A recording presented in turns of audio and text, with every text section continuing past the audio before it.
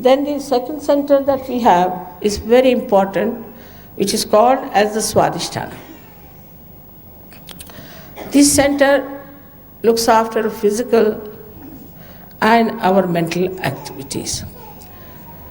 Perhaps the doctors don't know that it has a very important work to do, is that it has to nourish the brain with new cells, because all the time the brain is using these cells for its activity.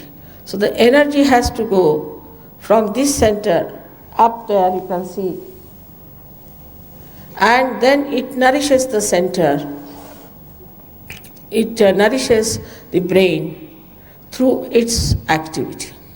Now when we are very futuristic, or we are using too much of a brain, I should say too much of a brain activity we are futuristic, we are planning too much, thinking too much, all the time thoughts and thoughts and thoughts. That time we are using the energy of this center. But this center has another very important thing to be done, that it goes round, as you see, it moves all round here. It's shown here directly, but is connected to the center.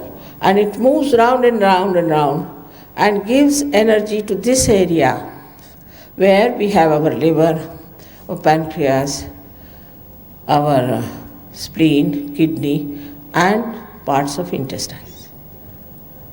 Now, if we start exhausting ourselves with too much thinking, then the main work of the center suffers, and that's how we develop all these diseases of all these organs. Like, for example, with liver, you develop a liver problem. Liver problem means that liver has a function to emit heat from your body, which is poison, into the bloodstream. But when liver gets upset, we should say, the heat is retained in the liver. It passes upward and downward. When it passes upward, it affects a center there, as you can see, what we call as the right heart, and people develop what we call the disease as asthma. And when it passes downwards, it reaches the kidneys and coagulates, and you get kidney troubles, for which we have to go on dialysis and ultimately to die. So this heat is created because our liver is out of gear. At the same time, this heat can also pass if a person, say, at a very young age drinks and puts in too much of physical efforts and is all the time busy thinking. He might get a very fatal heart attack, because this heat can go towards his heart and just collapse it. Also, those people work very hard like that can get a very massive heart attack. But the people who have other problems on the left-hand side are different. They are the people who have lethargic organs. These organs do not work. And when they do not work, then they have all the other problems of the left side, as we call it. And this also causes another serious problem of psychosomatic troubles. Now, the essence of this center is that it is creativity. When the Kundalini nourishes the center, people become extremely creative. Now, you have seen these artists who are playing here. They were very simple, ordinary artists, but after coming to Sahaja Yoga, suddenly they have bloomed so much. The most surprising thing is that people, say even from Switzerland, who do not know a word of Sanskrit, who do not know a word of Hindi language, have composed poems, they have put them to tunes, and they sing as good as these people can sing.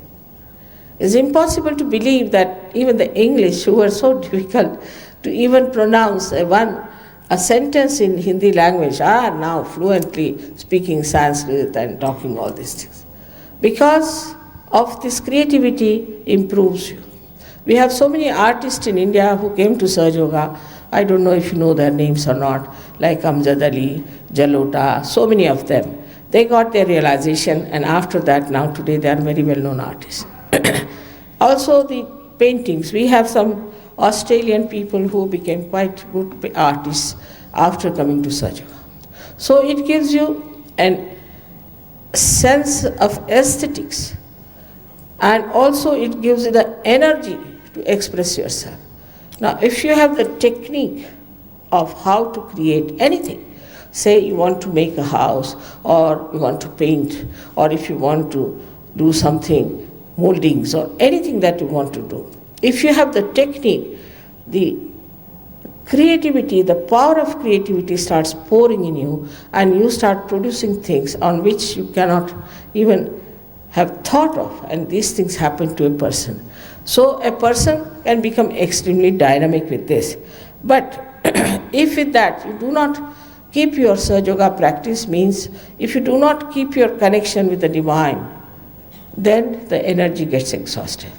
That's why self-realization is very important for every artist, that he should get his connection with this all-pervading power, which is the combination of all the powers, so that he doesn't feel exhausted with it.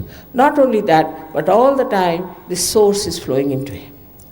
Constantly it has to flow, and that's why you have to do little practice of Sahaja Yoga after getting your realization, as I told you yesterday, that now you don't stop at this point, you have to make the connection perfect. Without the connection, it may be that you may go down. So it's best is to keep your connection on and work it out, to give full respect to yourself, to your being. You are not an ordinary thing. You are not a chicken or something like that. You are a human being.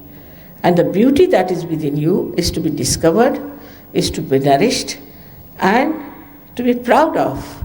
It is such a great thing you have within yourself, the powers, which I'll tell you one by one. Now above that is the